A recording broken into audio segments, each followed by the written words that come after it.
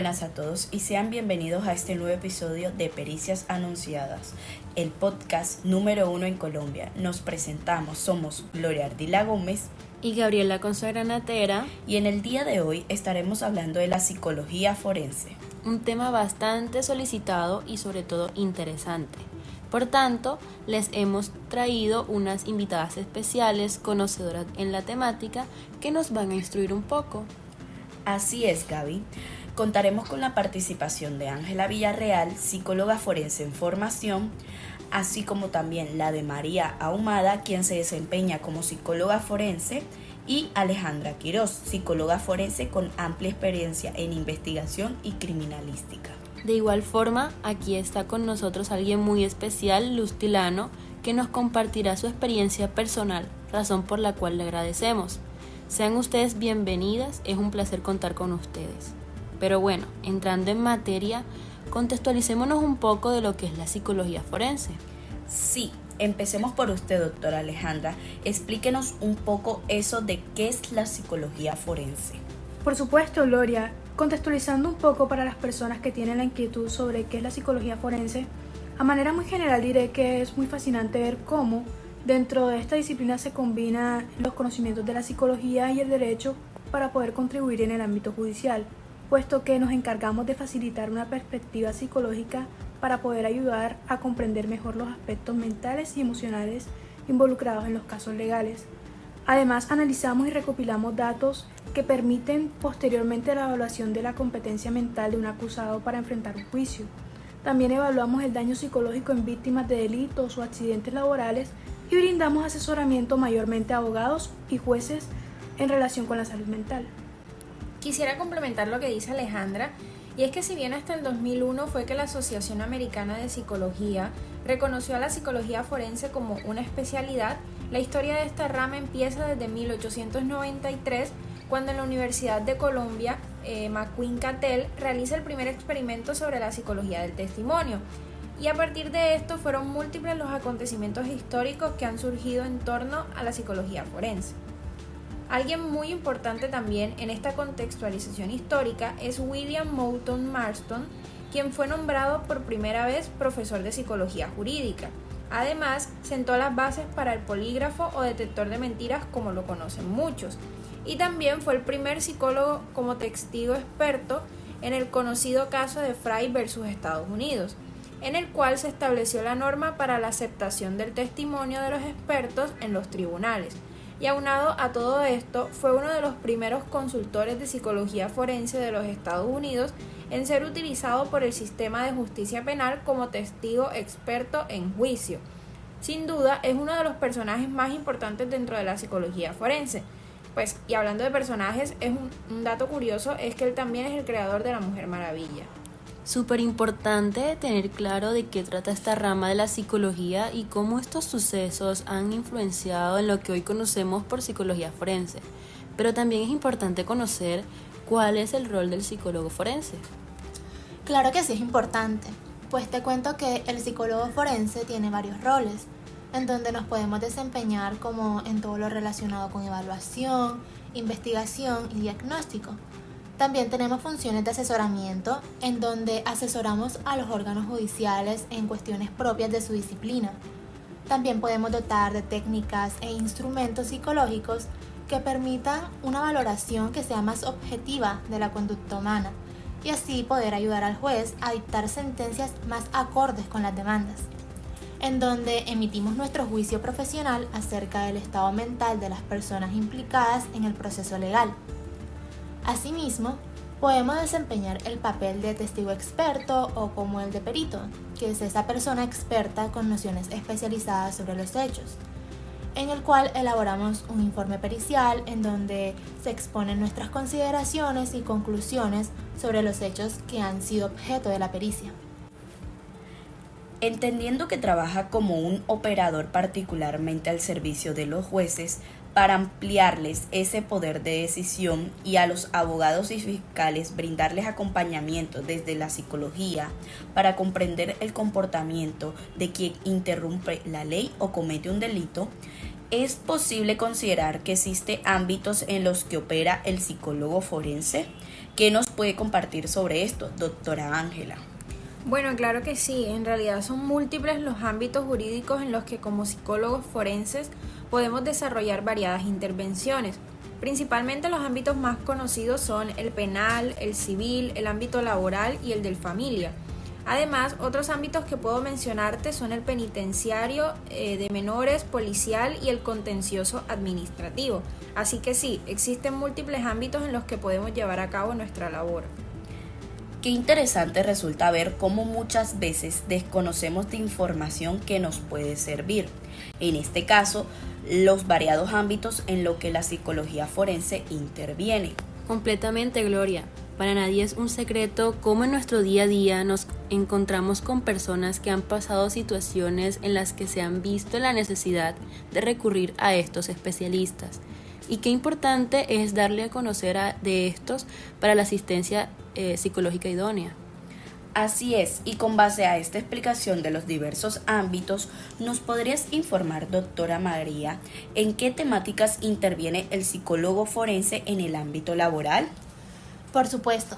Como psicólogos forenses, nosotros intervenimos en casos de accidentes laborales, incapacidad laboral, burnout, que son las psicopatologías laborales, y también en casos de moving, que son esas situaciones de acoso laboral. De acuerdo, y a partir de esto y con el fin de tener claridad sobre el manejo que se hace del ámbito laboral, vamos a conocer el caso de Luz, que tuvo una experiencia que es ejemplo de moving o acoso laboral. Bienvenida, Luz, gracias por aceptar nuestra invitación. Gracias a ustedes por permitirme llegar a otras personas y que conozcan un poco de cómo se ve el acoso laboral y qué se puede hacer para esto, porque definitivamente es importante buscar ayuda profesional y no dejarlo pasar por alto. Así es, Luz, cuéntanos cómo se empezó a presentar esta situación. Pues hace varios meses fui víctima de acoso laboral por uno de mis compañeros de trabajo. Desde que me uní al equipo de diseño, mis colegas no quisieron incluirme en sus conversaciones, me rechazaron en actividades sociales e hicieron comentarios despectivos sobre mi persona. Criticaban mi desempeño y empleaban un lenguaje inapropiado. Cada vez empecé a sentirme más sola y más rechazada porque quien era mi supervisor además puso en contra a mis compañeros y empezaron a ser más evidentes sus rechazos. Comentaban que no era suficientemente competente para desempeñar mi puesto de trabajo e incluso propagaron rumores falsos sobre mi vida personal.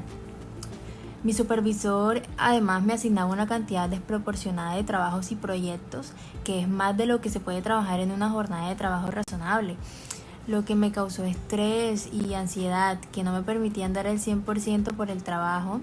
Y por esa razón el supervisor me estaba vigilando constantemente y pidiéndome informes varias veces al día.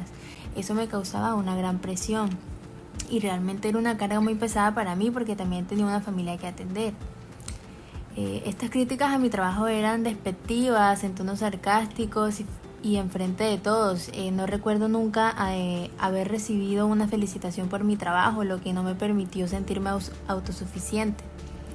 La peor parte fue cuando después de las humillaciones y de ser tratada como menos y como una tonta, vinieron las amenazas de despido con la que la presión y la ansiedad pues seguían creciendo.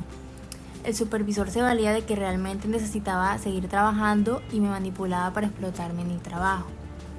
Esto al principio parecía no afectarme, pero aparte de tener toda esa carga laboral y afectaciones físicas propias del estrés y las largas horas frente a un escritorio, me sentí humillada y menospreciada por los comentarios que recibí durante mi estancia en ese trabajo, hasta el punto de que afectaba otras áreas de mi vida.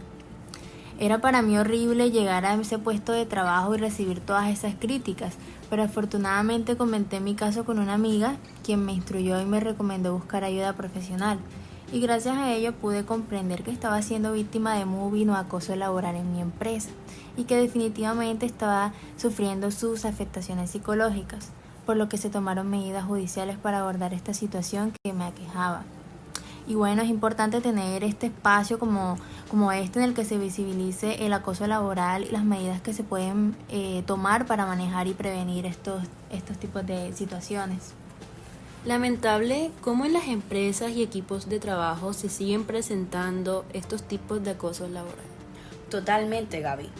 Pero aquí mi pregunta es, ¿cómo abordaría este caso el psicólogo forense?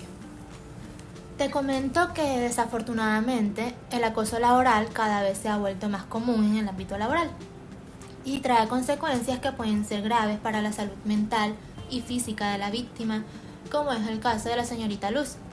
En estos casos de mobbing, los psicólogos forenses tenemos el papel de valorar el estado psicológico de la víctima y comprobar si existen síntomas clínicos y si estos configuran algún trastorno específico, siendo especialmente importante pronunciarse sobre su cronicidad y pronóstico para saber si se trata de una lesión o una secuela en el plano psíquico. También tenemos que procurar objetivar el estresor descrito y valorar si estamos ante un supuesto caso de mobbing o bien ante otro tipo de riesgo psicosocial. Y se tendrá que valorar si existe causalidad o al menos compatibilidad entre el estresor descrito y la sintomatología desarrollada por el trabajador acosado. Para evaluar el daño psicológico que el acoso laboral ha causado a la víctima, se pueden utilizar una variedad de técnicas y herramientas, como entrevistas clínicas, pruebas psicológicas y escalas de medición. Por ejemplo, se puede utilizar la escala de estrés laboral de Karasek para evaluar la carga laboral y la demanda psicológica del trabajo, y la escala de hostigamiento psicológico de Lehman para evaluar el acoso laboral. Además, a mí me gustaría agregar, María, que la determinación final de si el caso trata o no de acoso laboral es responsabilidad exclusiva del juez y no de nosotros como peritos psicólogos. A quien no tenemos nociones de este especialista, ¿nos podrías aclarar qué es un psicólogo perito y cuál es su papel en casos de acoso laboral? Claro que sí, Gaby. Para aquellos que no están familiarizados con el término, un psicólogo perito es un profesional encargado de realizar una evaluación psicológica, en este caso de la víctima de acoso laboral. Para eso empleamos distintas técnicas como lo son la entrevista clínica, las cuales se utilizan para recopilar información sobre el mobbing y los síntomas que manifiesta el paciente. En estas entrevistas nos enfocamos en conocer las características del ambiente laboral y los comportamientos del presunto acosador. También recopilamos información sobre el impacto que ha tenido el caso de acoso en la salud mental de la víctima y su desempeño laboral. Toda esta información nos permite elaborar un informe pericial que puede ser utilizado en un proceso judicial como evidencia. También están las pruebas psicométricas que se llevan a cabo mediante la aplicación de test psicológicos que permiten objetivar los síntomas y el daño presentado por el paciente. Y el análisis de documentación, en donde se examina todos los documentos y toda la documentación relacionada con el caso para contextualizar este caso de acoso laboral. De acuerdo con ustedes, colegas, considero que todo este proceso evaluativo es de suma utilidad en este caso, pues principalmente también para el abogado defensor, quien solicitaría el apoyo de un psicólogo forense para obtener una recopilación de información y argumentos que le permitan desarrollar de manera contundente su caso. Es muy interesante conocer acerca del proceso por el cual el psicólogo forense opera, desde las técnicas hasta las evaluaciones que realiza para intervenir este tipo de casos. Estoy de acuerdo contigo, Gaby. Pero coméntanos, Luz, después de ese hecho de acoso, ¿de qué manera evidenciaste el cambio con la ayuda profesional? Después de recibir ayuda profesional en cuanto a la orientación, educación y recomendaciones de tratamiento, pude evidenciar el cambio notándome un poco más tranquila a nivel emocional. Empecé a asistir a terapia con un psicólogo clínico y esas estrategias recibidas han disminuido el impacto psicológico que tuvo esta situación en mí. Actualmente tengo otro empleo en el que me siento un poco más cómoda y eso se ve reflejado tanto en mi calidad de trabajo como en la calidad de mi vida. Lamento mucho lo que has vivenciado, Luz. Según lo que has compartido, estuviste lidiando con un caso de mobbing que, como mencionaste, en tu entorno laboral no solo enfrentaste hostilidades y humillaciones por parte de tus colegas, sino también de tu superior, lo cual estaba generando ese impacto negativo en tu salud psicológica.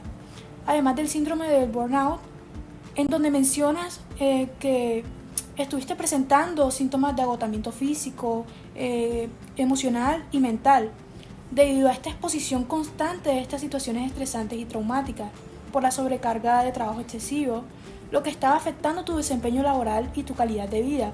Por lo que para las personas que se encuentran escuchando, una moraleja importante que podemos extraer de este caso es la necesidad de fomentar espacios de trabajo saludables y libres de acoso. El respeto, la empatía y la colaboración son valores fundamentales para mantener un ambiente positivo y productivo. Por ende, es crucial buscar apoyo en profesionales. Si te sientes identificado con el caso mencionado o crees que estás siendo víctima de acoso laboral, busca ayuda para tomar las medidas necesarias y así prevenir y abordar este tipo de comportamiento perjudicial en el lugar de trabajo. Y ya para concluir mi idea, me gustaría que tuvieras en cuenta que nuestra salud mental y bienestar son vitales para tener un desempeño efectivo en el trabajo. Es por ello que es esencial establecer límites, buscar apoyo y equilibrar nuestra vida tanto a nivel personal como profesional. Qué bonito mensaje nos deja doctora Alejandra, con el cual vamos cerrando. Esperamos que lo hayan disfrutado y aprendido. Y no nos vamos sin antes agradecerles por habernos ilustrado sobre este tema. Y a ustedes quienes nos escuchan, esperamos que les haya sido enriquecedor y útil, así como lo fue para nosotras. Nuevamente, mil gracias por el apoyo a cada uno de ustedes y de nuevo muchas gracias a nuestras queridas invitadas. Nos vemos en una próxima ocasión. Chao, chao. Muchísimas gracias a ustedes por invitarnos. Gracias por este espacio en el que pude contar un poco mi experiencia y sobre todo pues visibilizar el pedir ayuda profesional. Gracias por tenernos en cuenta y aprovecho a dejar la invitación a todos los oyentes a seguir utilizando este y otros espacios para informarnos sobre cómo cuidar nuestra salud mental. Chao.